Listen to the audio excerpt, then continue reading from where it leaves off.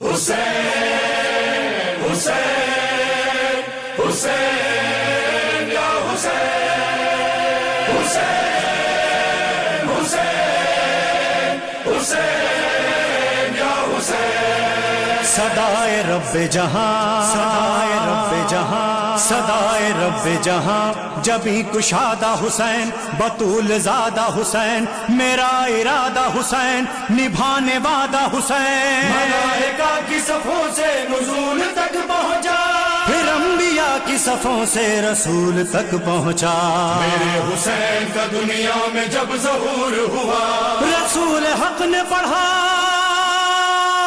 حکم رب سے یہ کلمہ حسین منی وانا من الحسین حسین منی وانا من الحسین بتا گیا ہے نبی خدا کا نبی خدا کا حسین مجھ سے ہے میں حسین سے ہوں حسین منی وانا من الحسین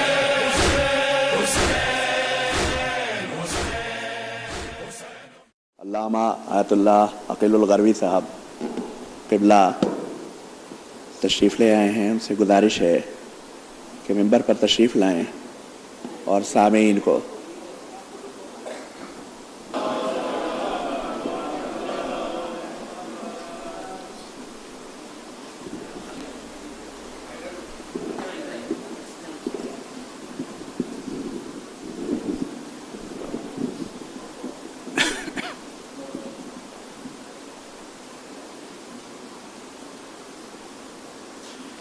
فاتحہ.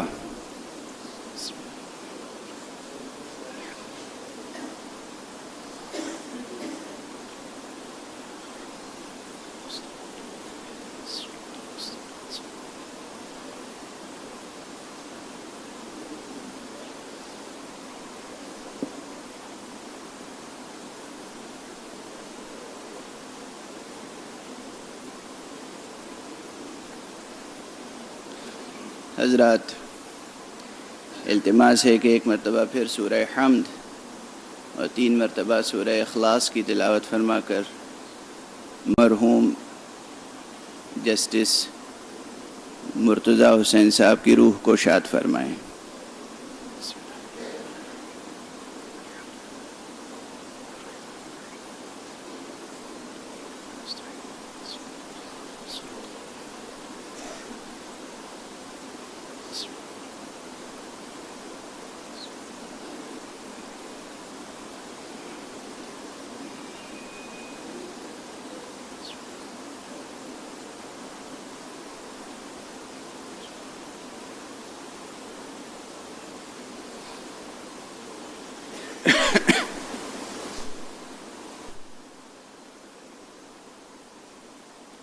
اعوذ باللہ من الشیطان الرجیم. بسم اللہ الرحمن الرحیم. الحمد للہ رب العالمین والصلاة والسلام علی اشرف الخلائق اجمعین سیدنا و سید الاولین والآخرین حبیبنا و حبیب الہ العالمین امام المرسلین و خاتم النبیین ابی القاسم المصطفى محمد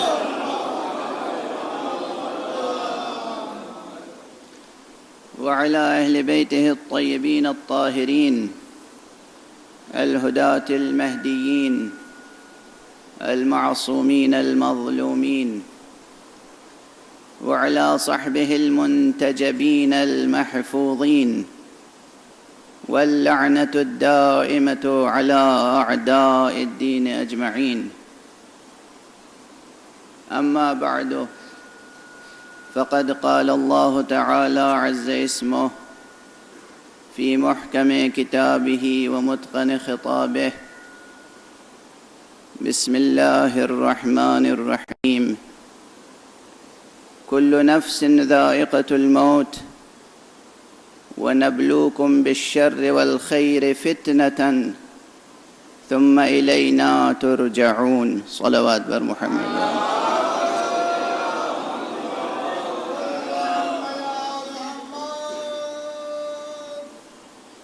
ایک مرتبہ اور بلند تر صلوات پڑھ دیں محمد۔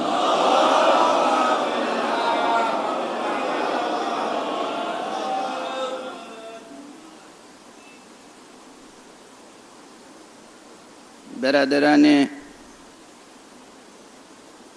امت قرآن،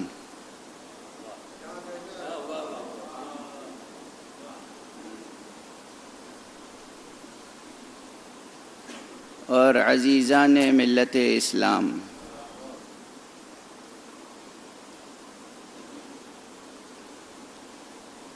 اگرچہ مجھے اندازہ ہے اور بلکہ علم ہے کہ اس وقت سامعین میں کچھ ایسے حضرات بھی ہیں کہ جو عرف عام میں کے بجائے میں یہ کہوں کہ آج کی صحافتی زبان میں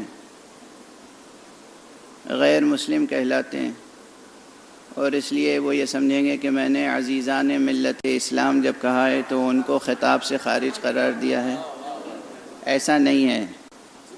اسلام دین فطرت ہے، اور جو بھی فطرت پر پیدا ہوا ہے وہ سب میرے خطاب میں شامل ہیں۔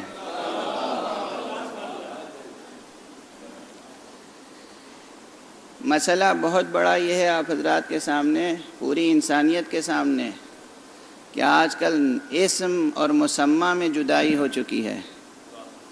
نام الگ ہو جاتا ہے، صاحب نام الگ نظر آتا ہے۔ اسم الگ، مسمى الگ، اور اس کی پیشین گوئی حضور اکرم صلی اللہ علیہ وآلہ وسلم فرمائی تھی، جو متفق علیہ ہے کہ ایک زمانہ وہ بھی آئے گا کہ جب اسلام میں، دین میں کچھ نہیں رہ جائے گا سوائے اسم و رسم کے، یعنی گویا اسم الگ ہوگا، مسمى الگ۔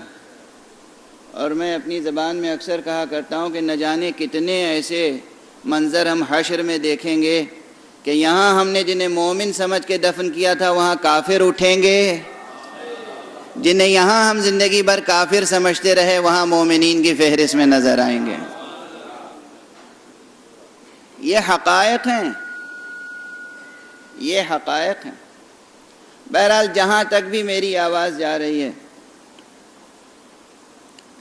میں آپ حضرات کی توجہ قرآن حکیم کی اس آیت کی طرف مبذول کرانے کی سعادت حاصل کر رہا ہوں کہ قرآن مجید میں سورہ انبیاء میں ارشاد ہوا، کل نفس ذائقۃ الموت وَنَبْلُوكُمْ بِالشَّرِّ وَالْخَيْرِ فِتْنَةً۔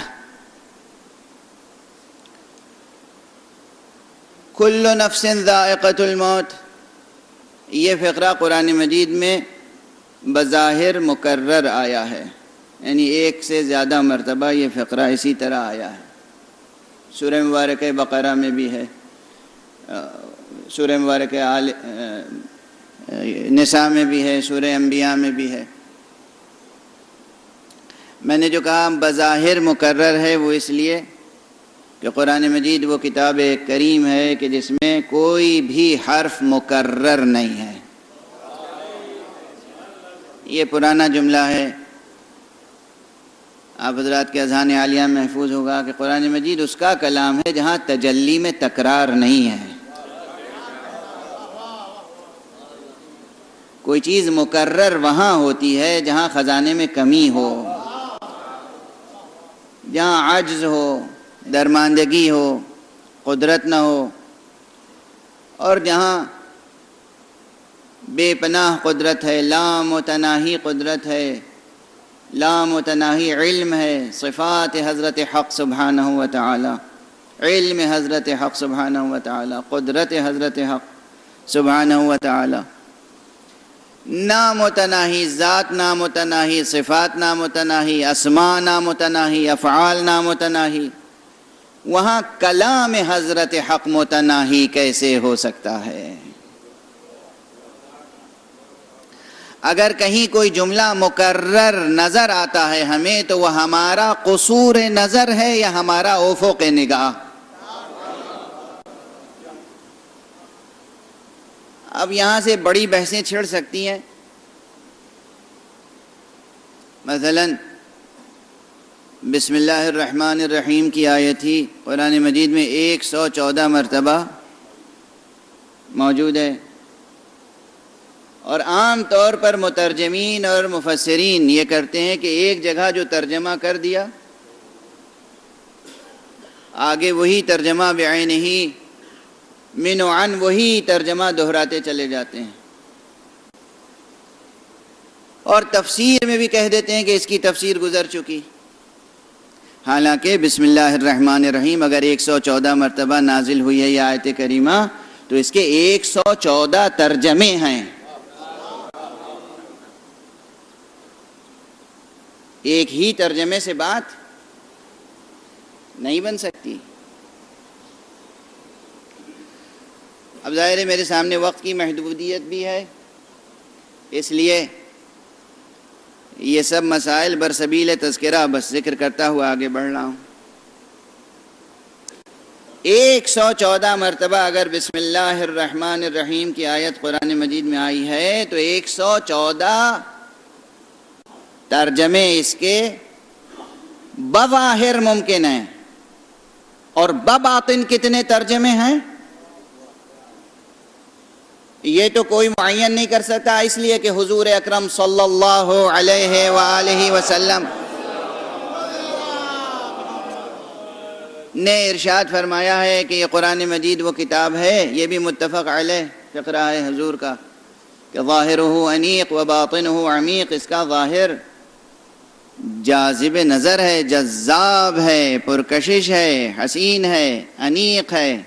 وباطنہ عمیق، اور اس کا باطن عمیق ہے، بہت گہرا ہے، اور اس کے باطن کے باطن ہے، باطن کے باطن ہے، باطن کے باطن ہے، یہاں تک کہ 7 بطون ہیں.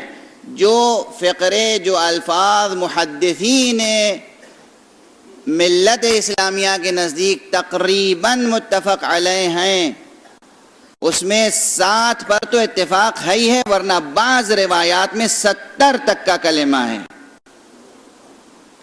اور نہ 7 حصر عددی ہے نہ 70 حصر عددی ہے، چاہے وہ 7 ہو یا 70 دونوں تعبیریں ہیں کثرت کے لیے. صرف اشارہ کثرت کے لیے ہے کہ ہر آیت قرآنی کے بطون میں بے انتہا معانی اور مفاہیم اور مضامین پوشیدہ ہیں. تو اگر کل نفس ذائقۃ الموت کا فقرہ 3 یا 4 مقامات پر قرآن مجید میں آیا ہے تو اس کے بعد ہر جگہ جو سیاق کلام ہے اس کو پیش نظر رکھے بغیر صرف سباق کلام پر نہ جائیے. کسی کلام میں 2 چیزیں تو سامنے کی ہوتی ہیں، ایک سباق اور ایک سیاق.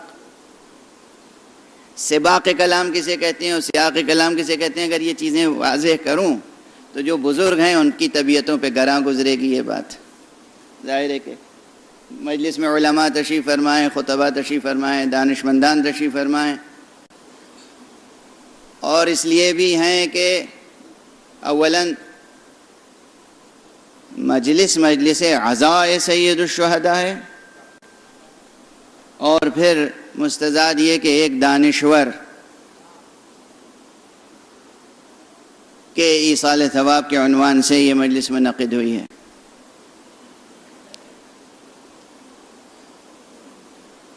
بہرحال انہوں نے زندگی کا ایک بڑا حصہ لکھنؤ میں گزارا ہے، اور لکھنؤ کے اہل نظر اور ارباب ذوق ان کی شخصیت سے، ان کے کاموں سے، کارناموں سے اچھی طرح واقف ہیں.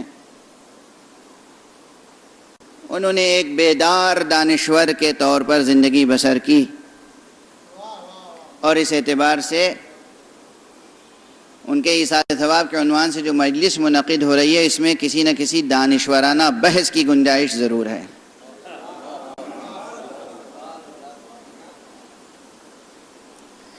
میں کبھی بھی منبر پر آ کر رسمی گفتگو کرنے کا قائل نہیں ہوں. منبر کوئی رسمی چیز ہے ہی نہیں کہ اس پہ رسمی گفتگو کی جائے. کفران نعمت ہے کہ منبر کو رسمیت دے دی جائے. منبر بہت عظیم میراث پیغمبر اسلام صلی اللہ علیہ وآلہ وسلم.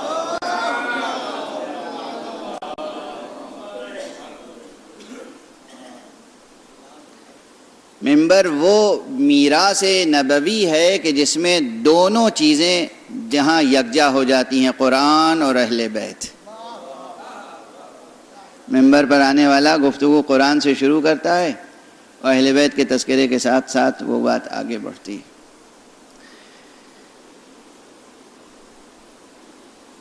اس دانشور مجمع کے سامنے ایک مرحوم دانشور کے ایصال ثواب کے عنوان سے جو مجلس منعقد ہو رہی ہے، جو گفتگو ہو رہی ہے، اس میں جو توجہ دلانا چاہتا ہوں وہ چند اہم امور ہیں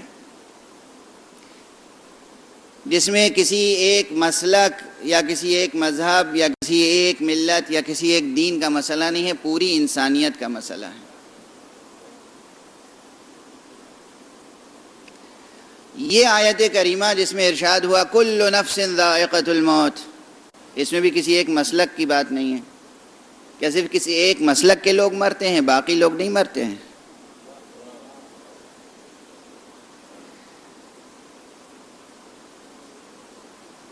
اس کے بعد جو بات کہی گئی وَنَبْلُوكُمْ بِالشَّرِّ وَالْخَيْرِ فِتْنَةً، ہر نفس موت کا مزہ چکھنے والا ہے اور ہم تم سب کو خیر و شر کے ذریعے سے آزمائش میں مبتلا کریں گے اور تمہیں ثم الینا ترجعون، تمہیں ہماری طرف پلٹ کر آنا ہے. یہ قرآن مجید کی آیت ایک اعتبار سے دیکھا جائے تو تمام انبیاء کی تعلیمات کا خلاصہ ہے. اس دنیا میں تمام انسانوں تک جو انبیاء کرام علیہم الصلاۃ والسلام نے پیغام وحی پہنچایا، اپنی سیرت کے ذریعے سے جو ریاضت فرمائی، جو کچھ سمجھانا چاہا، جو کچھ جس کردار کے سانچے میں ڈھالنا چاہا، اس سب کا خلاصہ ان 2-3 فقروں میں ہے. ہر نبی نے آ کے یہی کہا کہ دیکھو یہ دنیا، جب میں ہر نبی کہہ رہا ہوں تو یہ دائرہ نبوت کا بہت بڑا ہے، بہت پھیلا ہوا ہے. خود قرآن مجید کہتا ہے کہ دنیا میں کوئی خطہ زمین کا ایسا نہیں ہے، کوئی نسل انسانی ایسی نہیں ہے کہ جہاں ہم نے ہادی اور نبی اور رسول نہ بھیجے ہوں.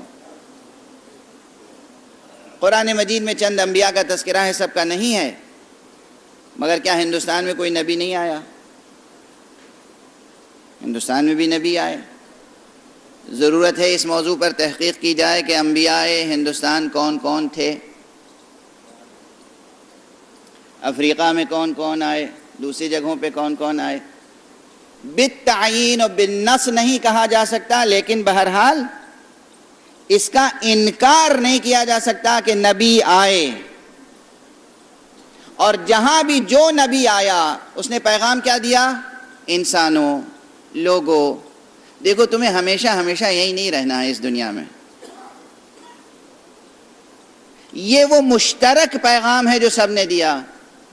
اور یہ احساس کیوں دلایا کہ تمہیں ہمیشہ یہاں نہیں رہنا ہے؟ احساس اس لیے دلایا تاکہ یہاں جہاں تھوڑی سی زندگی ملی ہے، اس تھوڑی سی زندگی کو بہترین اسلوب کے ساتھ بسر کرو. ایسا نقش حیات مرتسم کر کے جاؤ کہ تاریخ میں تمہیں اچھے لفظوں سے یاد کیا جائے، پاداش عمل اچھی ملے، تمہیں جزا اچھی ملے، حیات اخروی اچھی ہو. تمہیں وہاں جانا ہے جہاں سے تم آئے ہو. میں سمجھتا ہوں کہ کتنا ہی سیکولر لہجہ اختیار کر لیا جائے، اس سے بہتر خلاصہ تعلیمات انبیاء کا نہیں لکھا جا سکتا. جہاں مذہبی ڈکشن بھی محفوظ ہے، سیکولر اسپرٹ بھی محفوظ ہے. سب کو ایک پیغام ہے، بھئی تم یہاں کتنے دن کے لیے آئے ہو؟ کیا ہمیشہ یہیں رہنا ہے؟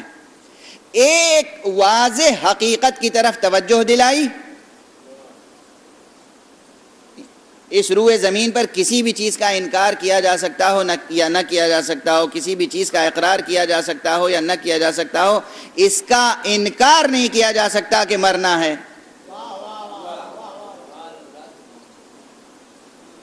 اس ایک عام مسلمہ حقیقت کی طرف توجہ دلائی کہ تم سب کو مرنا ہے، کل نفس ذائقۃ الموت، اور اس کے بعد کہا کہ یہاں بھیجے اس لیے گئے ہو کہ ہم تمہیں خیر و شر کے ذریعے سے آزمائیں، اور تمہیں پلٹ کر وہیں جانا ہے، مرنا ہے، اس کا اعلان اعتراف سب کو ہے۔ مر کر کہاں جائیں گے معلوم نہیں ہے، تو نبوت بتاتی ہے کہ کہاں جائیں گے۔ تو صرف دو صورتیں ہیں کہ انسان سلامت روی کے ساتھ گزر جائے، یا خود اس کے ہاتھ میں شمع ہو، یا خود اس کے ہاتھ میں ٹارچ ہو، یا وہ کسی ایسے شخص کے پیچھے پیچھے چلے جس کے ہاتھ میں ٹارچ ہو۔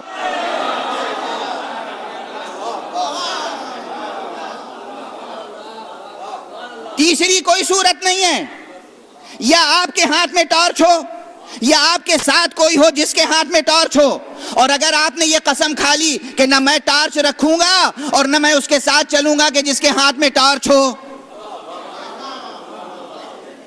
آپ کے اس حسن انتخاب و اختیار پہ کون خندہ نہیں کرے گا؟ اس حسن انتخاب کا کیا نام دیا جائے؟ اس حسن انتخاب و حسن اختیار کو کیا عنوان دیا جائے؟ آپ بضد ہیں کہ نہ ہمارے ہاتھ میں ٹارچ ہے، نہ ہم کسی ایسے کے ساتھ چلیں گے جس کے ہاتھ میں ٹارچ ہو، پھر انجام زندگی معلوم۔ اسی کا نام ہے کہ یا آپ خود مجتہد ہوں، کس نے بند کیا ہے دروازہ اجتہاد؟ کس پر بند کیا ہے دروازہ اجتہاد؟ یا آپ خود مجتہد ہوں، یا آپ کسی مجتہد کی رائے کے مطابق زندگی بسر کریں، یعنی یا آپ کے ہاتھ میں ٹارچ ہو، یا آپ کسی ایسے شخص کے پیچھے چلیں جس کے ہاتھ میں ٹارچ ہے۔ غور فرما رہے ہیں آپ؟ یہی چیز ہے جسے کہا جا رہا ہے کہ بنیاد عمل علم پر ہونی چاہیے، اساس کار علم پر ہونی چاہیے، اساس کار آگہی ہونی چاہیے۔ بغیر علم و آگہی کے عمل کا کوئی تصور ہی نہیں ہو سکتا۔ اور یہاں پر ٹھہر کر ایک جملہ کہوں، اگر یہ جملہ ذہنوں میں محفوظ رہ جائے اور ضمیروں پہ نقش ہو جائے کہ مغربی دنیا اور مشرقی دنیا میں ایک بڑا فرق ہے۔ جب آپ نہایت حسد سے یا حسرت سے یا رشک سے یا احساس کمتری کے ساتھ یا غبطے کے عالم میں مغرب کی طرف دیکھتے ہیں اور مغرب کی برق رفتار ترقی کو دیکھتے ہیں، اور اس کے بعد سوچتے ہیں کہ یہ ترقی کیوں کر رہے ہیں، ہم زوال میں کیوں ہیں، اس کا صرف ایک سبب ہے۔ وہ سبب یہ ہے کہ مغرب کی دنیا نے اپنے فیصلوں کو، دنیاوی فیصلوں کو علم اور سائنس کی بنیاد پر رکھا ہے۔ آپ ابھی تک شاعرانہ فیصلے کر رہے ہیں۔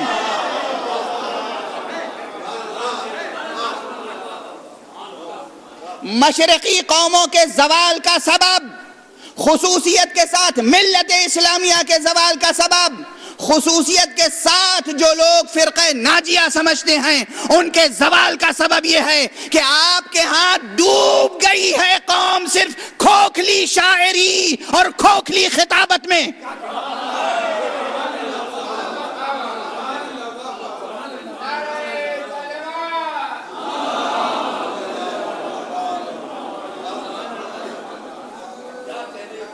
نیری شاعری اور کھوکھلی خطابت، نیری شاعری اور کھوکھلی خطابت، بڑے بڑے فیصلے شاعرانہ ہو جاتے ہیں۔ اس ملک کی تو بات نہیں کر رہا ہوں، مجھے پتہ نہیں یہ یہاں کوٹ بھی کرنا چاہیے یا نہیں۔ جب دل میں ناسور ہوتا ہے تو وہ رشتہ رہتا ہے مسلسل، ٹیس اٹھتی رہتی ہے مسلسل، تو وہ آہ آہ کی صدا بھی مسلسل ہی زبان پر جاری ہوتی ہے۔ یہ جو جملے میں نے ابھی کہے یہ مکرر کہہ رہا ہوں کئی برسوں سے، اور مسلسل کہہ رہا ہوں مختلف ملکوں میں، تو میں نے پڑوسی ملک میں یہ جملہ کہہ دیا پاکستان میں کہ جناب والا کبھی آپ نے محاسبہ کیا ہے آپ کے زوال میں رہنے کا سبب کیا ہے؟ نیری شاعری اور کھوکھلی خطابت. دیکھیں یہاں بہت سے خطیب بھی ہیں اور شاعر بھی، ظاہر ہے وہی برا مانے گا جس کی شاعری نیری ہوگی، جس کی خطابت کھوکھلی ہوگی.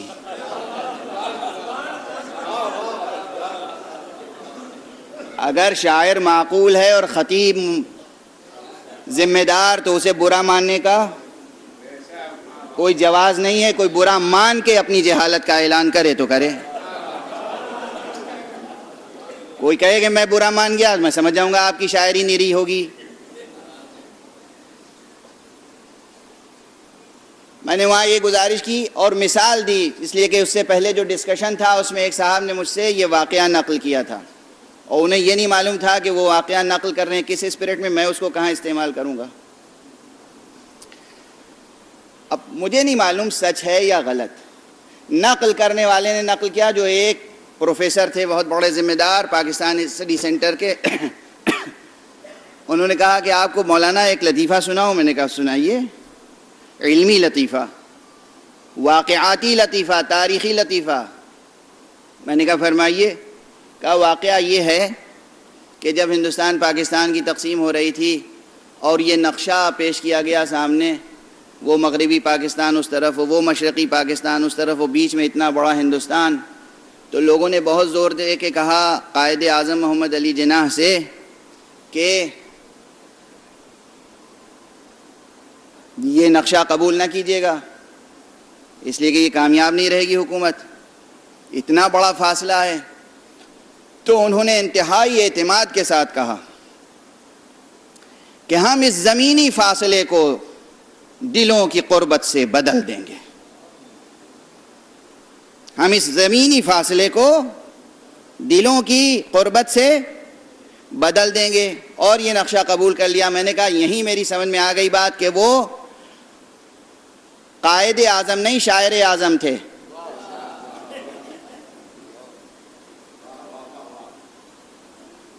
پتہ نہیں کس نے جوش کو کہہ دیا شاعر اعظم. شاعر اعظم تو محمد علی جناح تھے. اتنا بڑا زمینی فاصلہ کہیں اس طرح دلوں کی قربت سے پاٹا جاتا ہے؟ یہ فیصلہ شاعرانہ تھا، حکیمانہ تھا، سیاست مدارانہ تھا. کیسا فیصلہ تھا؟ آپ مجبور ہیں یہ کہنے پہ کہ شاعرانہ بات ہے. یہ حقیقی دنیا میں، حقیقی زندگی میں اس طرح دلوں کی قربتیں زمینی اور مکانی اور زمانی فاصلوں کو دور نہیں کیا کرتی. اور چند برسوں کے بعد نتیجہ سامنے آ گیا. یہ ایک مثال دے رہا ہوں کہ ہماری بڑی بڑی شخصیتوں نے قوموں کے فیصلے کرتے وقت شاعرانہ موقف اختیار کیا ہے، عالمانہ موقف اختیار نہیں کیا.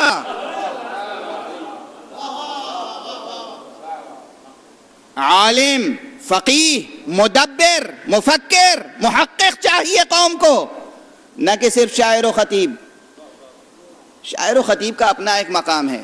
معاف فرمائیے گا حیدر زیدی صاحب، شاعر و خطیب کا اپنا ایک مقام ہے. میں اس کی اہمیت کا منکر نہیں ہوں، لیکن قوم کو مدبرین کی ضرورت ہے، قوم کو محققین کی ضرورت ہے، قوم کو مفکرین کی ضرورت ہے، قوم کو ان کی ضرورت ہے کہ جو تدبر کے ساتھ، علمی تدبر کے ساتھ، علمی تفکر کے ساتھ، منطقی تفکر کے ساتھ علمی خطوط پر قوموں کو آگے بڑھائیں.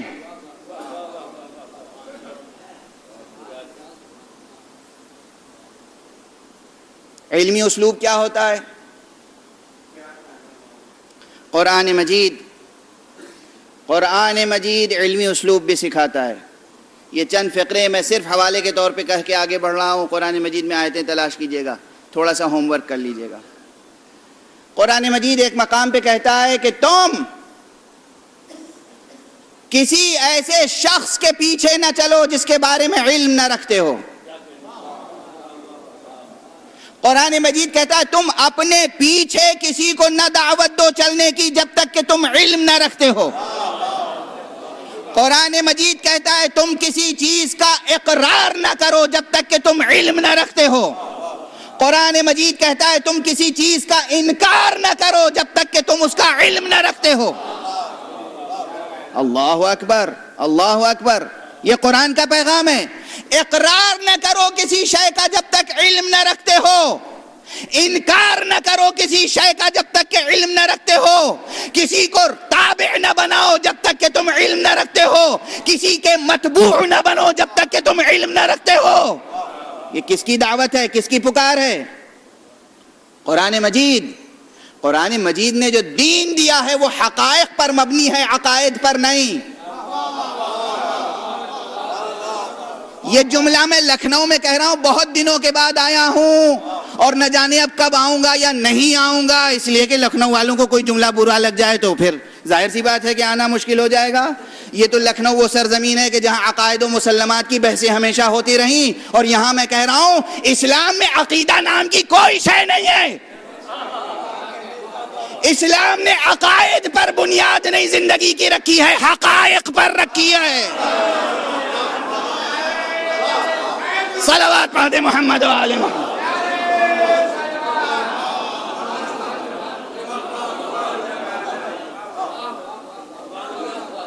کیوں؟ عقیدے اور حقیقت کا فرق سمجھیں.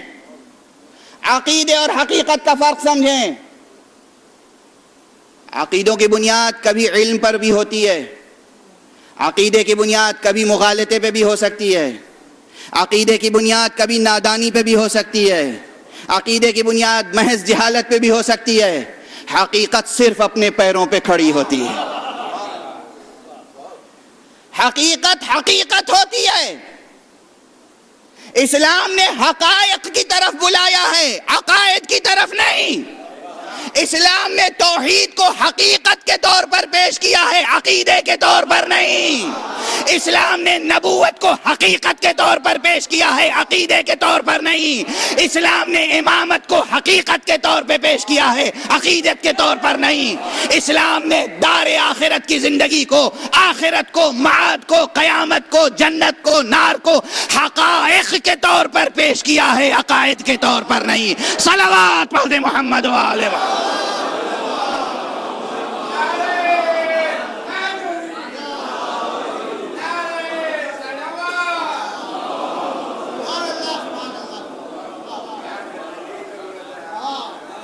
یہ حقائق ہیں، عقائد نہیں ہیں، قصے نہیں ہیں، کہانیاں نہیں ہیں، حقائق ہیں. حقائق یہ وجودی حقائق ہیں، یہ علمی حقائق ہیں، یہ عینی حقائق ہیں. اب ظاہر ہے کہ موسم کے بھی تقاضے کچھ ہیں اور وقت کے بھی، اس لیے میں کیسے عرض کروں کہ عینی اور وجودی اور علمی میں کیا فرق ہے.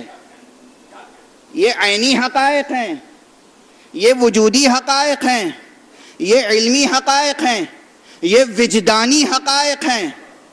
حقائق ہیں جس سطح پر بھی آپ اسے درک کریں.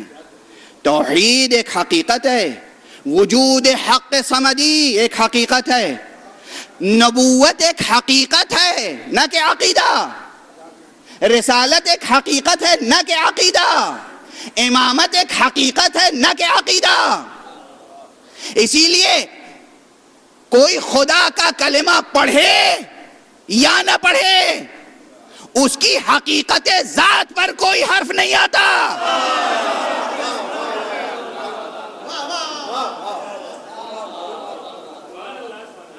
دنیا میں اللہ کو صحیح معنی میں اللہ ماننے والے زیادہ ہیں یا اللہ نہ ماننے والے زیادہ ہیں؟ ما قدر اللہ حق قدر. قرآن مجید نے مرثیہ پڑھا ہے، نوحہ ہے، نوحہ. اللہ کہتا ہے کہ میری قدر نہیں ہوئی. اللہ کی جیسی قدر شناسی ہونی چاہیے نہیں ہوئی. خالق کی، حضرت حق سبحانہ و تعالیٰ کی جیسی قدر شناسی ہونی چاہیے نہیں ہوئی. ما قدر اللہ حق قدر.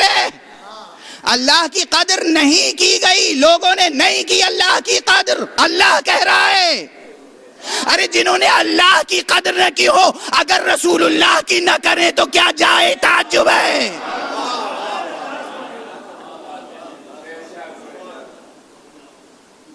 اللہ کی قدر نہیں ہوئی تو رسول اللہ کی کیا ہوگی؟ اور جب رسول اللہ کی نہیں ہوئی تو نائب رسول اللہ کی کیا ہوگی؟ یہ سب اپنے مسائل، یہ سب اپنی جگہ بحثیں ہیں، لیکن توجہ رہے کہ یہ سب حقائق ہیں۔ اللہ کا کوئی کلمہ پڑھے یا نہ پڑھے، اللہ کی ذات ہے۔ رسول اللہ کا کوئی کلمہ پڑھے یا نہ پڑھے، رسول رسول ہوتا ہے۔ کوئی رسول اللہ کہے تب رسول ہے، کوئی رسول اللہ نہ کہے، محمد ابن عبداللہ کہے۔ صلح حدیبیہ یاد ہے یا نہیں یاد ہے؟ رسول تو رسول ہے، کوئی انکار کرے، کوئی شک کرے، کسی کو یقین ہو، یہ سب بحثیں الگ الگ ہیں۔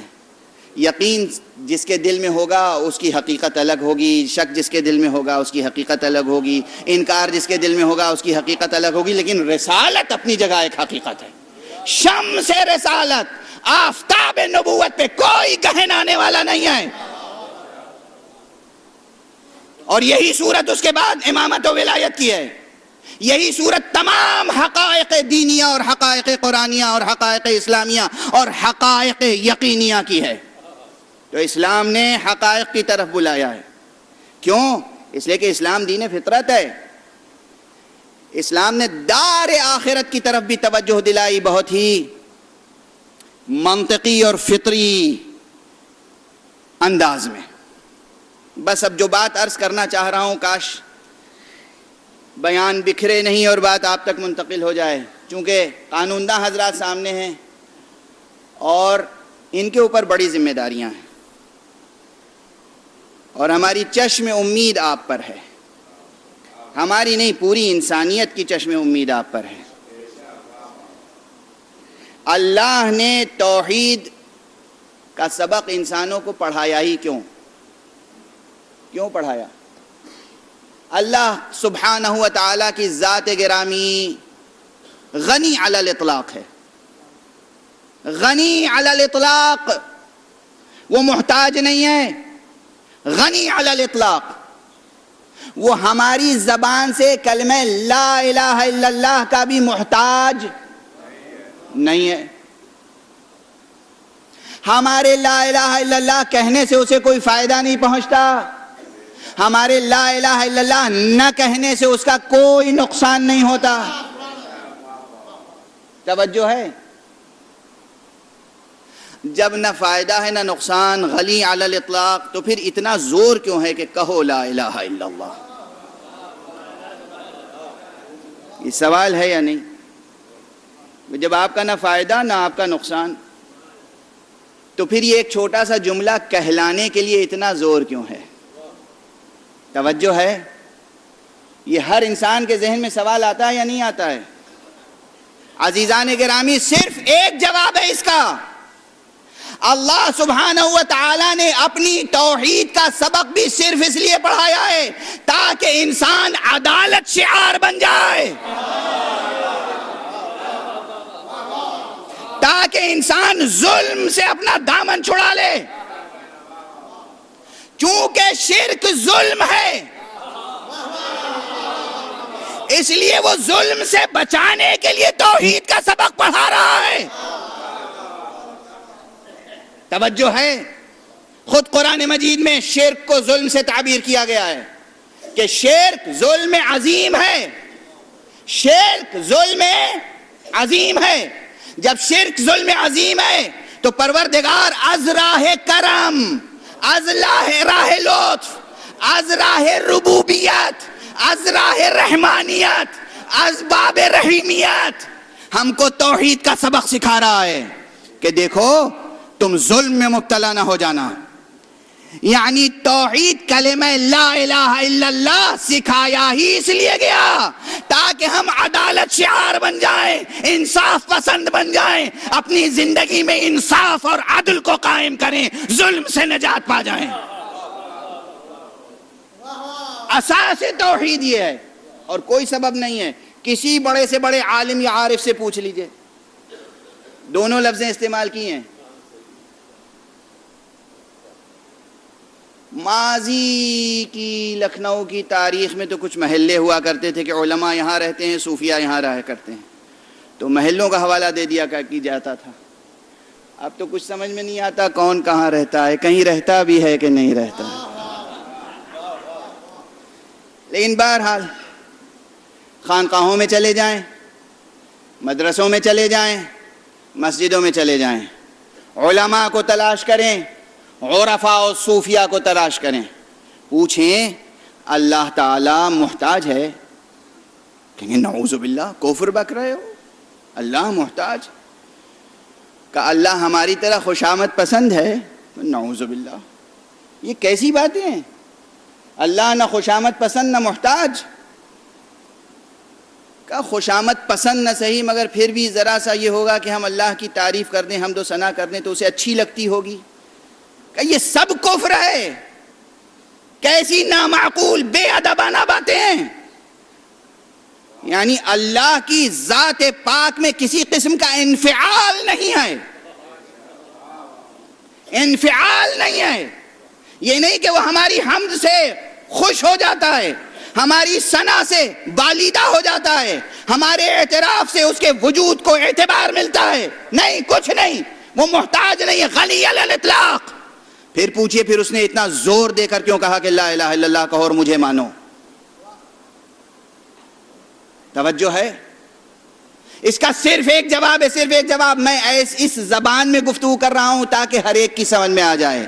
میں نہ صرف فلسفیانہ اصطلاحی گفتگو کر رہا ہوں، نہ کلامی اصطلاحی گفتگو کر رہا ہوں، سب کچھ ملا جلا کے کہہ رہا ہوں کہ ہمارے نوجوان اور بچے اور عام سامعین سمجھ سکیں۔ ایک مثال عرض کر رہا ہوں، اور وہ مثال یہ ہے کہ ایک ذمہ دار باپ اگر اس کے کسی ایک بیٹے میں کچھ انحراف پیدا ہو جائے، نالائق ہو جائے بیٹا،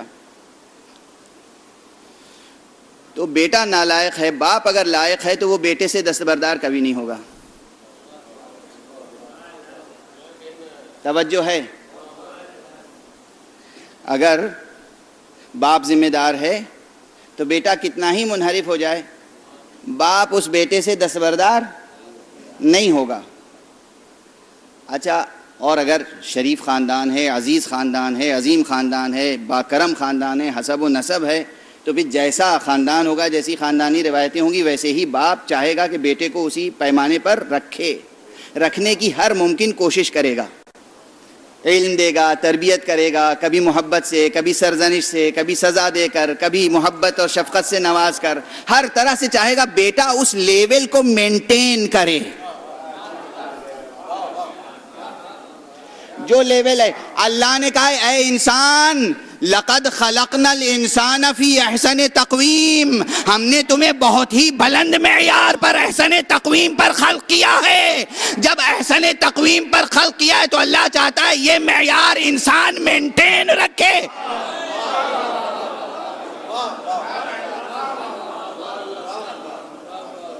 یہ انسان معیار مینٹین رکھے، احسن تقویم پہ فائز رہے۔ احسن تقویم پہ فائز رہنے کے لیے کیا کیا ممکن ہے؟ محبتوں کے دروازے کھول دیے، رحمتوں کے خزانے کھول دیے، اور دوسری طرف قہر و غضب کا بھی حوالہ دیتا جا رہا ہے۔ جس کی جیسی ذات ہو، اور مثال آگے عرض کروں، فرض کیجئے کہ یہ بیٹا ایک نالائق ہو گیا، گھر سے نکل گیا، لیکن گھر سے اچھا خاصا سرمایہ لے کے گیا، اور جب تک وہ سرمایہ چلتا رہا وہ زندگی میں عیش و تنعم کی زندگی بسر کرتا رہا۔ باپ برداشت کرتا رہا کہ ٹھیک ہے، گھر سے لے گیا نا، ہمارے خزانے میں کوئی کمی نہیں ہے، ٹھیک ہے، کبھی تو عقل آ جائے گی، کبھی تو عقل آ جائے گی۔ اچھا، جب خزانہ ختم ہو جائے گا تب تو پھر ہماری یاد آئے گی۔ توجہ رکھیے گا، جو نعمتیں ہم نے دی ہیں جب ختم ہو جائیں گی تو پھر ہماری یاد آئے گی، شاید پلٹ کے آ جائے۔ اور اسی لیے اللہ نے باب دعا کھلا رکھا ہے، باب دعا کو وا رکھا کہ جب انسان محتاج ہوگا اسے ہماری یاد آئے گی، پلٹ کے آ جائے۔ لیکن اب ایک منزل یہ ہے، دونوں مثالیں ساتھ ساتھ چل رہی ہیں۔ اگر یہ بیٹا خزانہ ختم ہو گیا اور اب اس کی طبیعت میں ایسا انحراف آ گیا کہ نہیں، باپ کی طرف نہیں جانا ہے، گھر پلٹ کے نہیں جانا ہے، اور غیر سے ملتمس و متمسک ہو گیا، جا کے بھیک مانگنا شروع کی، وہ بھی ایسی جگہ جہاں سے ملنے کی توقع نہ ہو۔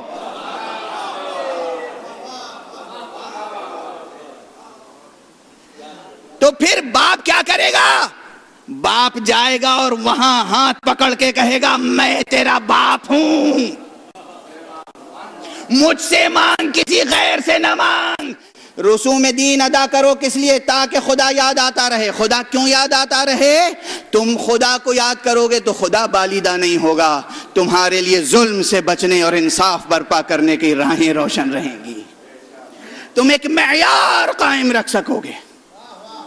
اور اسی لیے دیکھ لیجئے تاریخ میں، بس گفتگو سمیٹ رہا ہوں، دیکھ لیجئے تاریخ میں جتنے لوگ ذات حق صمدی سے وابستہ رہے، تاریخ عالم و آدم میں وہی وہ ہیں جو عمومی ظلم کے خلاف کھڑے ہوئے ہیں۔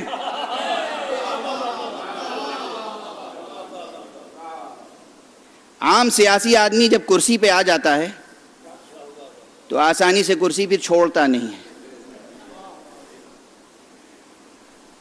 سیاسی آدمی جس چیز پہ بھی آ جائے اسے کرسی بنا دیتا ہے۔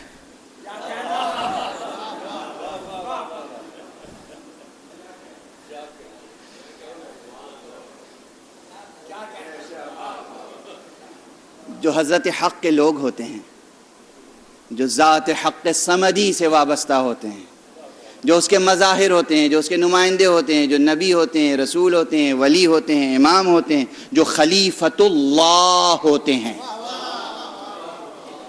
جو خلیفۃ اللہ ہوتے ہیں، وہی پوری تاریخ میں دیکھیے ظلم کے خلاف وہی کھڑے ہوتے ہیں۔ فرعون کے خلاف کون کھڑا ہوا؟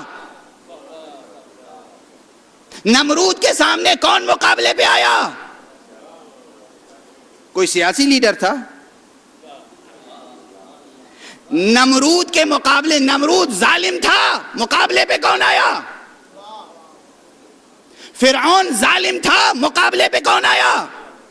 حضرت حق کے نمائندے، مظاہر حق وہ ہوتے ہیں جو ہمیشہ ظلم عمومی کے خلاف کھڑے ہوتے ہیں، اور خود ان پر کتنا ہی ظلم ہو جائے وہ خود اپنا دامن ظلم میں ملوث ہونے نہیں دیتے۔ یہ چند فقروں میں پوری سیرت ہے، تمام انبیاء کی بھی، تمام اولیاء کی بھی۔ محمد عربی صلی اللہ علیہ وآلہ وسلم، امیر المؤمنین علی الاطلاق علی ابن ابی طالب، سید الشہداء علی الاطلاق حسین ابن علی۔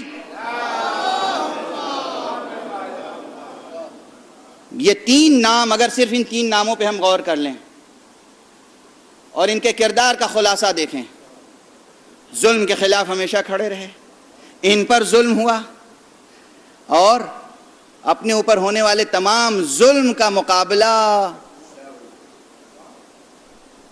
خندہ پیشانی کے ساتھ کیا، اور دوسروں پر ظلم کا مقابلہ ترش روئی سے کیا۔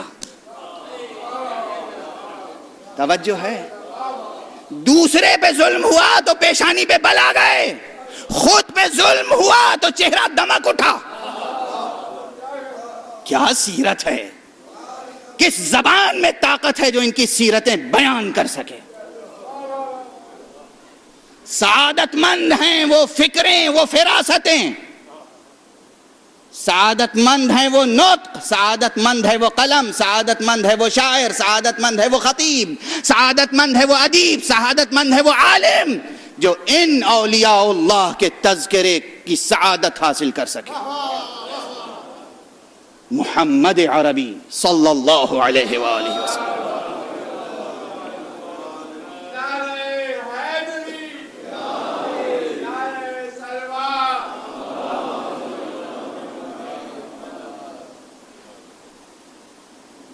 رسول اللہ صلی اللہ علیہ وآلہ وسلم کے بعد میں نے دو نام اور لیے ہیں، اور وہ صرف اس لیے کوئی میرے، دیکھیے اب میں کیا کہوں، کتنی چیزوں کا اعتراف کروں آج ممبر پہ، پتہ نہیں کیا کیا آپ لوگ سند میں رکھ لیں گے اور نظیر بناتے رہیں گے۔ میر کے دین و مذہب کو کیا پوچھو ہو، ان نے تو دوسرا مصرع نہیں پڑھوں گا، اس لیے کہ آپ حضرات کے حافظے پر یقین ہے، بھروسہ ہے۔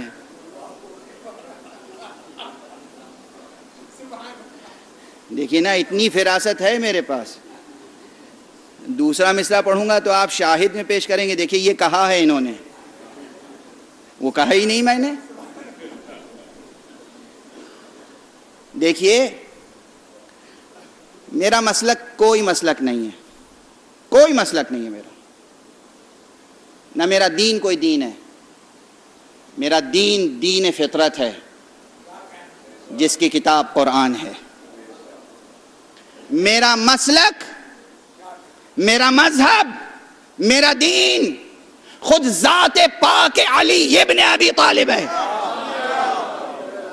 میرا دین ذات حسین ابن علی ہے. جملہ عرض کر رہا ہوں, اگر میری زبان پہ گرفت کرنی ہو تو کر لیجئے گا, مگر خواجہ اجمیری معین الدین چشتی کا مشہور قطع ہے نا, اگر جناب خواجہ اجمیر کا نہیں بھی ہے تو جس کا بھی ہے وہ سعادت مند ہے. اس میں اختلاف کر رہے ہیں لوگ, کہتے ہیں خواجہ اجمیری کا نہیں ہے. نہیں ہوگا خواجہ اجمیری کا تو آئندہ سے ریفرنس میں نام کس کا حذف ہوگا؟ حسین کی حقیقت پہ کوئی فرق آئے گا؟ حسین کی حقیقت وہی ہے جو ان 4 مصروں میں ہے. شاہ است حسین, بادشاہ است حسین, دین است حسین.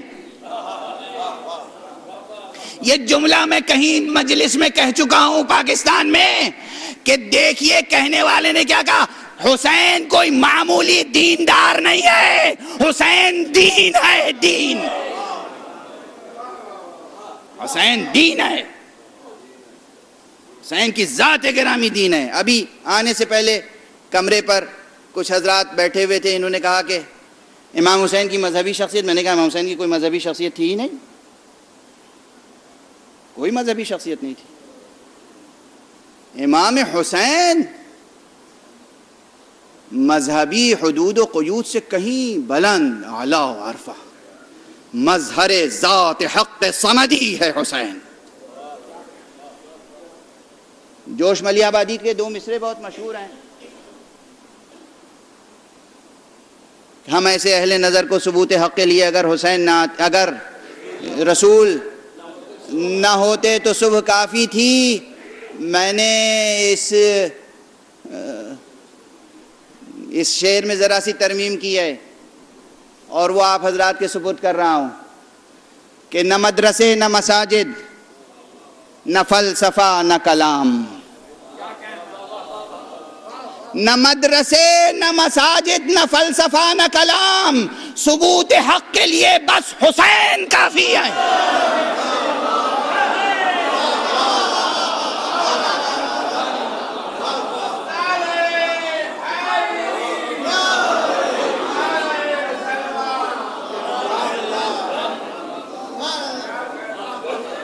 نہ مدرسے نہ مساجد نہ فلسفہ نہ کلام, ثبوت حق کے لیے بس حسین کافی.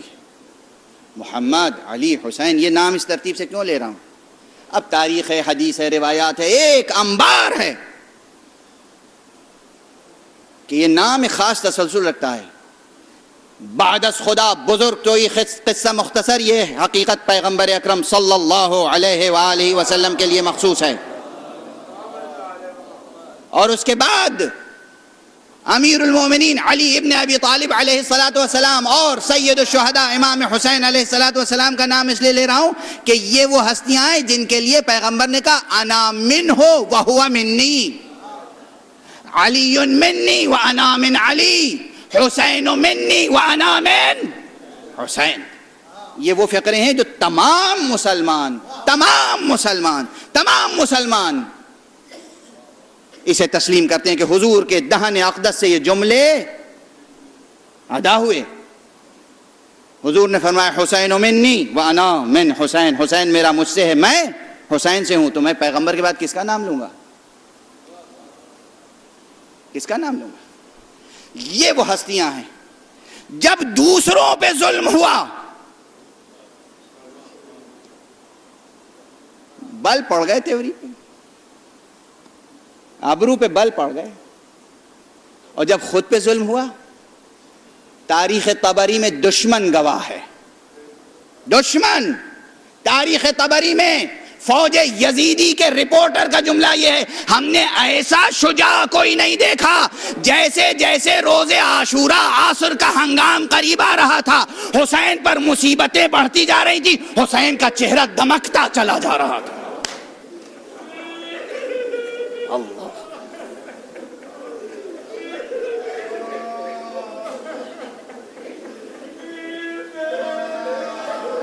میں کسی شیعہ کی کتاب کا حوالہ نہیں دے رہا ہوں، میں کسی مرثیے کا حوالہ نہیں دے رہا ہوں، کسی نوحے کا حوالہ نہیں دے رہا ہوں، کسی شاعر و خطیب کا حوالہ نہیں دے رہا ہوں. تاریخ طبری، اور تنہا تاریخ طبری میں نہیں، جتنی تاریخ ابن خلدون اٹھا کے دیکھ لیجئے، دوسری تاریخیں اٹھا کے دیکھ لیجئے، دشمن مورخ یہ کہتا ہے. فوج کا جو حسین کے خلاف لڑنے آیا ہے وہ کیا کہہ رہا ہے؟ جیسے جیسے مصیبتیں حسین پہ بڑھ رہی تھی، حسین کا چہرہ دمکتا چلا جا رہا تھا. یہ حسین کے چہرے کی دمک آیت خدا ہے. یہ حسین کے چہرے کی چمک بتاتی ہے کوئی حقیقت کبریٰ ہے جس پر حسین والہانہ فدا ہو رہے ہیں. قرآن کی آیتیں اپنی جگہ، وہ آیات تدوینیہ ہیں، یہ آیات تکوینیہ ہیں. حسین کے لبوں کی مسکراہٹ آیت خدا ہے، حسین کے چہرے کی دمک آیت خدا ہے، حسین کی آنکھوں کی چمک آیت الہی ہے، حسین کے لہجے کی جھنکار آیت الہی ہے، حسین کی بہن زینب کا خطبہ آیت الہی ہے، حسین کے بیٹے سید سجاد کا دربار یزید میں خطبہ آیت الہی ہے. یہ سب ہمیں خدا کی یاد دلاتے ہیں، ظالم کی سرزنش کرتے ہیں، ظلم کے خلاف آواز اٹھانے کی دعوت دیتے ہیں، مظلوم کا سہارا بننے کی دعوت دیتے ہیں. دنیا میں ایسا کوئی مظلوم بھی تو ہو جو دنیا کے تمام مظلوموں کے لیے ڈھارس بن جائے. خدا کی قسم، خدا کی قسم، ہم ایسے مظلوموں کا تذکرہ نہ کریں تو کن کا کریں؟ ایسے مظلوم جو دنیا کے تمام مظلوموں کے لیے ڈھارس ہیں. قوت قلب، قوت قلب.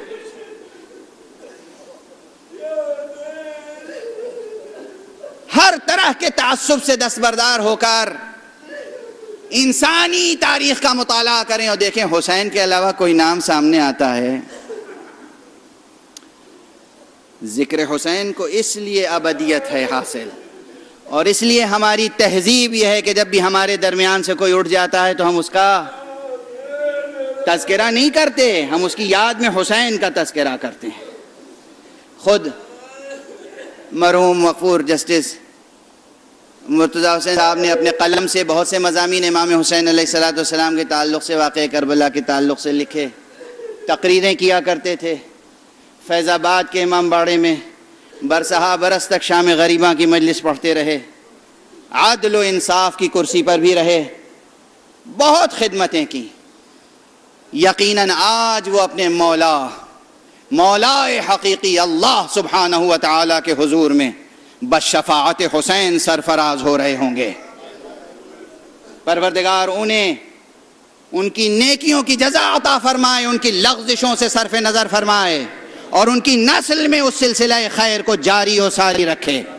بس میری گفتگو ختم ہو گئی، اگرچہ جو کچھ کہنا تھا کہہ نہیں سکا. وہ خاص بحث جو میں ججز صاحبان اور وکلا صاحبان کے لیے عرض کرنا چاہتا تھا وہ رہ گئی. اب اگر آپ نے کوئی جسٹس مرتضی حسین میموریل لیکچر رکھا اور اس میں مجھے گفتگو کا موقع ملا تو وہ ایک خالص علمی بحث ہے جو گزارش کروں گا، جو دنیا کے موجودہ نظام ہائے قانون لیگل سسٹمز سے متعلق ہے اور جورس پروڈنس سے متعلق ہے. کیا آپ کے پاس کوئی اصول فقہ ہے بھی یا نہیں ہے؟ کامن پروڈنس کی جو آپ ریفرنس دیتے ہیں، کامن پروڈنس کا بھی کوئی معیار ہے یا نہیں ہے؟ کیا جاہل انسانی ضد کو کامن پروڈنس کا معیار قرار دیا جا سکتا ہے؟ کیا شہوت پرستیوں کو کامن پروڈنس کا معیار قرار دیا جا سکتا ہے؟ یہ اہم مسائل ہیں، انسانیت کو درپیش ہیں یہ مسائل، اور اگر آپ ان مسائل کو میراث قرآن و اہل بیت کے ساتھ حل کر سکتے ہیں تو آپ کو آگے بڑھنا چاہیے. یہ واجب کفائی ہے. یہ واجب کفائی ہے، تمام بشریت کو فیض پہنچے گا اس سے.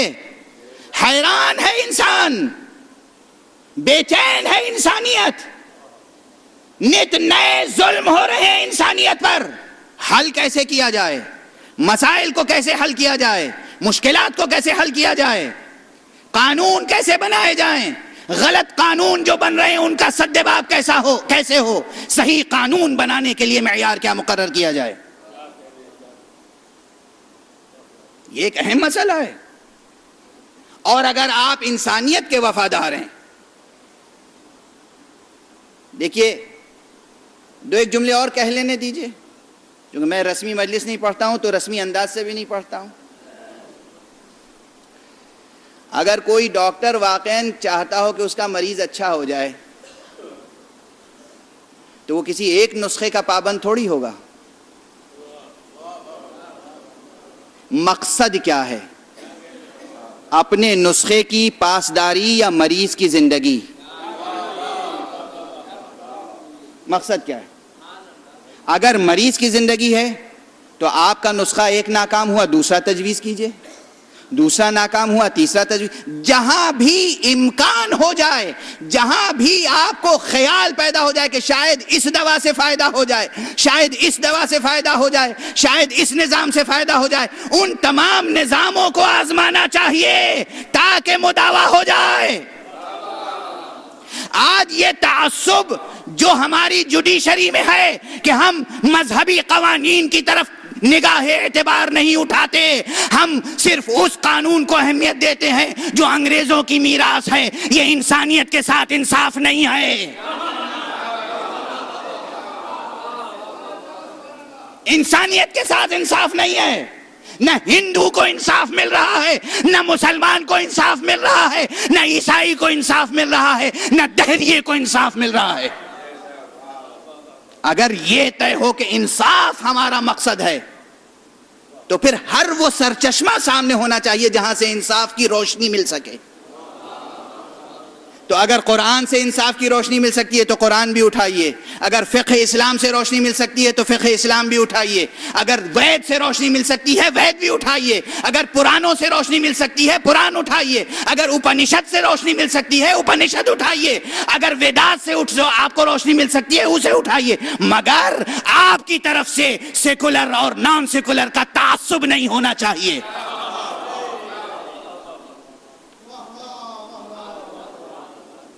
آپ کی طرف سے تعصب ہے. آپ پہلے کہتے تھے مذہبی لوگ تعصب کرتے ہیں، ہم کہہ رہے ہیں غیر مذہبی تعصب نے ڈبا دیا انسانیت کو. اس وقت غیر مذہبی تعصب نے ڈبا دیا ہے انسانیت کو. مذہبی آدمی تعصب کرتا ہی نہیں. تعصب تو وہ کرتا ہے جو بنیادی طور پر غیر مذہبی ہوتا ہے، چاہے لباس مذہبی پہنے ہوئے ہو. ایک صلوات پڑھ دیجئے محمد.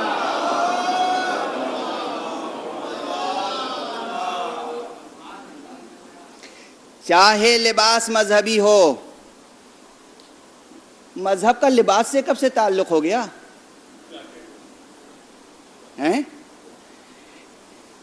مذہب کا بدن سے بھی تعلق نہیں ہے چجائے کہ لباس.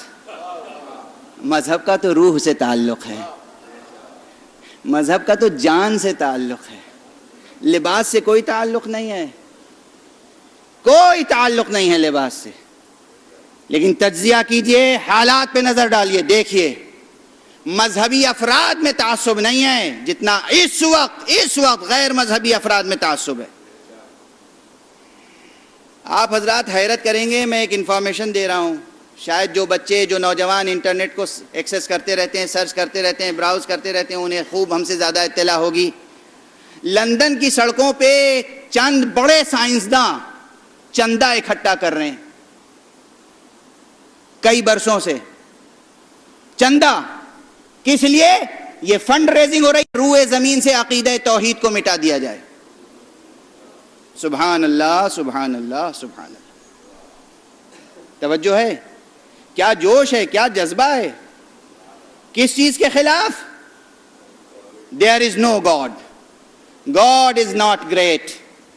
اللہ نہیں ہے. اللہ بڑا نہیں ہے، کوئی خالق نہیں ہے، کوئی کریٹر نہیں ہے. کون چندہ اکٹھا کر رہا ہے؟ ہم سمجھتے تھے کہ جنہیں دنیا میں کوئی کام نہیں ہوتا ہے وہ لوگ چندہ اکٹھا کرتے رہتے ہیں. جی آپ نام لے رہے ہیں، میں نام نہیں لینا چاہ رہا ہوں. میں ممبر سے بہت بڑے بڑے لوگوں کا نام نہیں لیتا ہوں، یہ تو بہت چھوٹے ہیں. یہ نام لے رہے ہیں سائنسداں کا، میں وہ نام لینا نہیں چاہ رہا ہوں. کہ تحریک چلا رکھی ہے، چندہ ہو رہا ہے، فنڈ ریزنگ ہو رہی ہے. کس لیے؟ خدا کا عقیدہ مٹا دینا چاہیے، ایشور کا عقیدہ مٹا دینا چاہیے، گاڈ کا عقیدہ مٹا دینا چاہیے.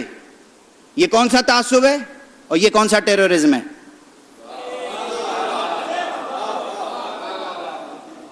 یہ کون سا تعصب ہے؟ یہ کون سی دہشت گردی؟ یہ کون سا ٹیررزم ہے؟ بس بہت بڑی بحثوں کو سمیٹ کر ایک جملے میں اکٹھا کر کے پھر گفتگو کا رخ موڑنا ہوں تاکہ وقت کے حدود میں گفتگو ختم ہو جائے. مجھ سے ایک دانشور نے کہا، ایک مرتبہ پورا عشرہ پڑھا میں نے توحید پر، تو ایک ملک کے ایک بہت بڑے جنرل صاحب مخصوص وقت لے کر ملنے کے لیے تشریف لائے، اور انہوں نے کہا میں دن میں نہیں ملاقات کروں گا، رات میں کوئی 1:30 بجے میں آ سکتا ہوں. یہ میں کہانی نہیں سنا رہا ہوں آپ کو، ابھی میں بھی زندہ ہوں، وہ بھی زندہ ہیں، گواہ جو لوگ ہیں وہ بھی زندہ ہیں. 1:30 بجے مجھے وقت دے دیں مولانا. اگر مولانا ہے تو انہیں وقت دینا ہوگا، اس لیے کہ میرا دینی مسئلہ ہے. میں نے کہا ٹھیک ہے تشریف لائیں. 1:30 بجے آئے، 3:30 بجے تک تشریف فرما رہے. رات میں آئے تھے یہ کہہ کر کہ مجھے مسئلہ پوچھنا ہے. انہوں نے مجھے تلقین کرنا شروع کی، مولانا آپ کو کیا ہو گیا ہے؟ میں مسلسل ٹی وی پہ آپ کی تقریریں سن رہا ہوں، یہ آپ توحید کا درس کیوں پڑھا رہے ہیں لوگوں کو؟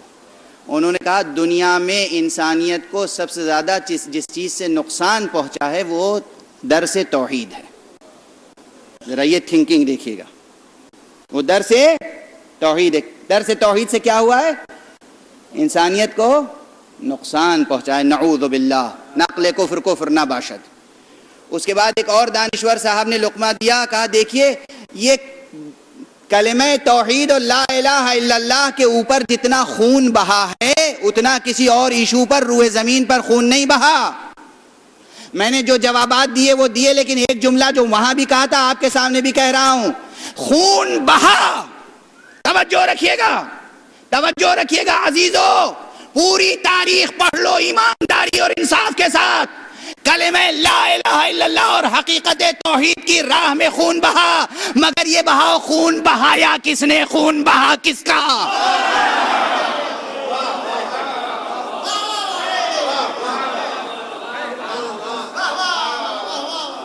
بس گفتگو ختم. خدا والوں نے خون بہایا یا خدا والوں کا خون بہا؟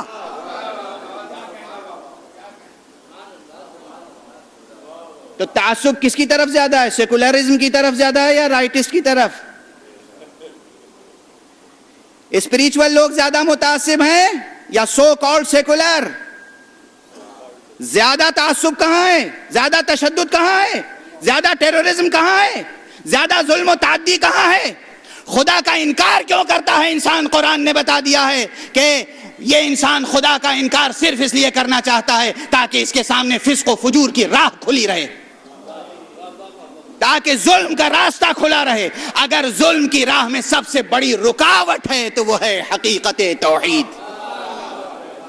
جب بھی کوئی فرعون اٹھا کوئی لا الہ الا اللہ کہہ کے سامنے آ گیا، جب بھی کوئی نمرود اٹھا لا الہ الا اللہ کہہ کے سامنے آ گیا، جب بھی کوئی ابو جہل اٹھا لا الہ الا اللہ کہہ کے سامنے آ گیا، جب بھی کوئی یزید اٹھا لا الہ الا اللہ کہہ کے کوئی سامنے آ گیا. یعنی ظالم یہ دیکھتا ہے کہ ظلم کی راہ میں سب سے بڑی رکاوٹ لا الہ الا اللہ ہے.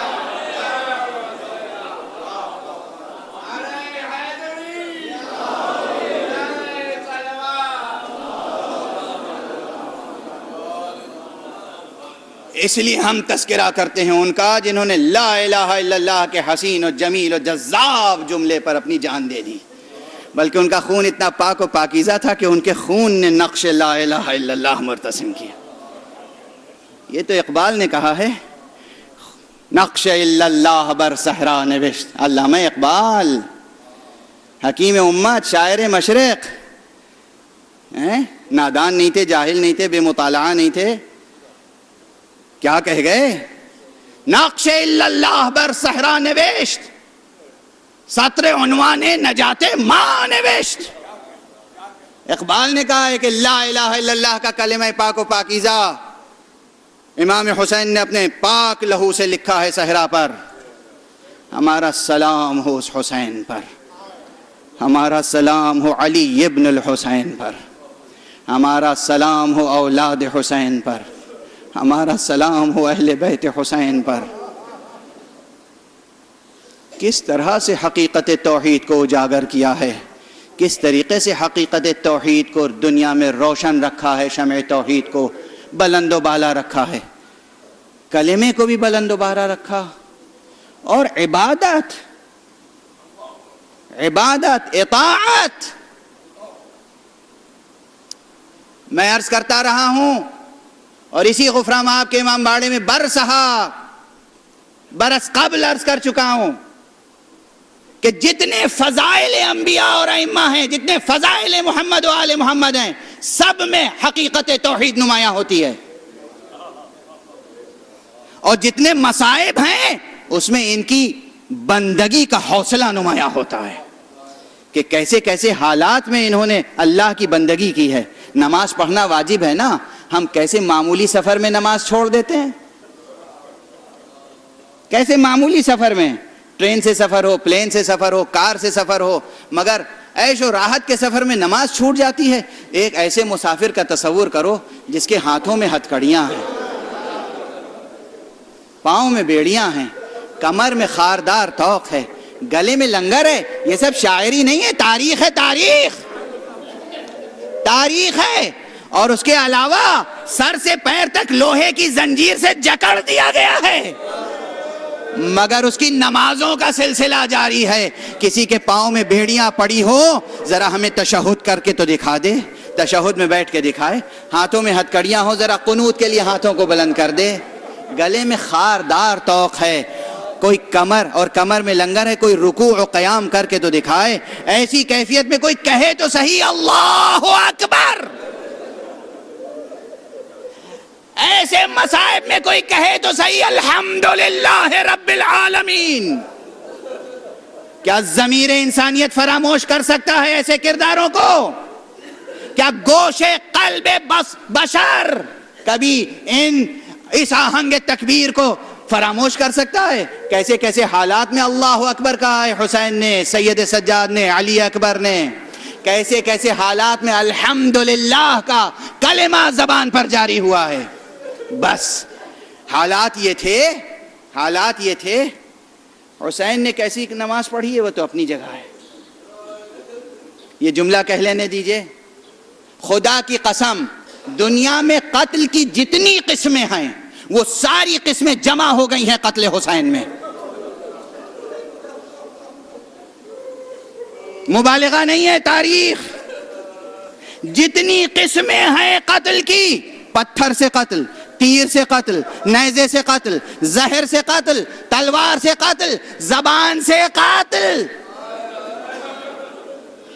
جتنے قتل کے اقسام ہیں سب جمع ہو گئے ہیں سید الشہداء کو قتل کرنے میں. کسی کے نیزے کی انیت زہر میں بجھی ہوئی تھی, کسی نے اپنے تیر زہر میں بجھا رکھے تھے, کسی نے تلوار زہر میں بجھا رکھی تھی. کوئی تیر سے حملہ کر رہا تھا, کوئی تلوار سے, کوئی نیزے سے. جس کے پاس کچھ نہیں تھا وہ زمین سے پتھر اٹھاتا تھا اور حسین کے اوپر پھینکتا تھا. جتنے طریقے ہیں قتل کرنے کے, حسین کو قتل کیا گیا ہے. اور حسین پر جیسے جیسے حملہ ہو رہا تھا حسین کا چہرہ دمکتا چلا جا رہا تھا. حسین اس وقت بھی اپنے رب کو یاد کر رہے تھے, درس توحید دے رہے تھے. یہ حسین کے مصائب ہیں, اور حسین کے بیٹے سید سجاد کے وہ مصائب ہیں جو میں نے ابھی اشارے کیے کہ سفر, اور کیسا اندوہناک سفر, مسلسل نمازوں کا سلسلہ جاری. اس گھر کے مرد ایسے ہیں جنہیں ہم امام کہتے ہیں, اس گھر کی عورتیں ایسی ہیں کہ زینب کبریٰ حضرت امام سید سجاد فرماتے ہیں قید خانے شام میں ایک آواز اٹھتی ہے, پھوپھی اماں, آج تک میں نے آپ کو کبھی بیٹھ کر نماز پڑھتے ہوئے نہیں دیکھا. اللہ اکبر اللہ اکبر. کیا سن رہے ہیں آپ؟ کیا سن رہے ہیں آپ؟ پھوپھی اماں، آج تک میں نے آپ کو کبھی بیٹھ کر نماز پڑھتے ہوئے نہیں دیکھا. آج آپ کو دیکھ رہا ہوں بیٹھ کر نماز پڑھ رہی ہیں. یہ زینب وہ ہیں جن کی کبھی نماز شب بھی قضا نہیں ہوئی ہے. جناب زینب نے جواب دیا، بیٹے کربلا سے لے کر شام تک جو آب و دانہ ملتا ہے دشمن کی طرف سے، اس کی مقدار اتنی کم ہوتی ہے کہ قافلے میں اسیر بچوں کے لیے وہ پانی کافی نہیں ہوتا، وہ غذا کافی نہیں ہوتی. میں اپنے حصے کی غذا بچوں کو کھلا دیتی ہوں، میں اپنے حصے کا پانی بچوں کو پلا دیتی ہوں. اب خود بھوکے رہتے رہتے، پیاسے رہتے رہتے اب یہ سکت نہیں ہے کہ کھڑے ہو کر نمازیں پڑھ سکوں، اس لیے بیٹھ کر نمازیں پڑھ رہی ہوں. انا للہ وَإِنَّا إِلَيْهِ رَاجِعُونَ رِضًا بِقَضَائِهِ وَتَسْلِيمًا لِأَمْرِهِ. پروردگار ہمیں علوم قرآن اور معارف اہل بیت سے آشنا فرما. پروردگار معبود ملت اسلامیہ کو تہذیب آل محمد سے آشنا فرما دے. پروردگار عاشقان محمد و آل محمد کو ان کی تہذیب کے سانچے میں ڈھال دے. معبود انسانیت بے چین ہے، عالم بشریت کراہ رہا ہے. پروردگار امن اور عافیت کے نقیب کو اذن ظہور عطا فرما. اپنے ولی آخر کے ذریعے سے اپنی رحمت و عدالت و امن کا پرچم لہرا دیں. آپ تمام حضرات سے التماس ہے کہ ایک مرتبہ سورہ حمد اور 3 مرتبہ سورہ اخلاص کی تلاوت فرما کر مرحوم و مغفور جسٹس مرتضی حسین صاحب کی روح کو ایصال فرما.